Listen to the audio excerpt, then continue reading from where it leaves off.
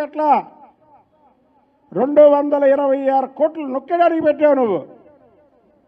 దానికి అయ్యింది 170 కోట్లు అయితే ఖర్చు. 404 కోట్లు బిల్లు పెట్టుకున్నావు.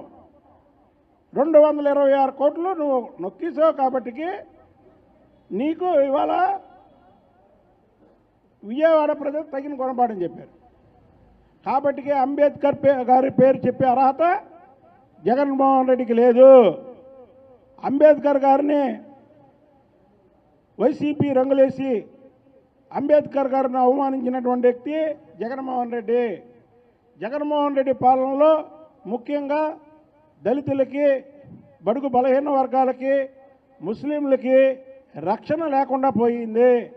ఇవాళ చంద్రబాబు గారు రాబట్టి రాష్ట్రంలో ప్రతి ఒక్క వర్గం కూడా ప్రశాంతంగా నిద్రపోతున్నారు. అసలు 3 నెలలు అయింది పదవి లేకుండా.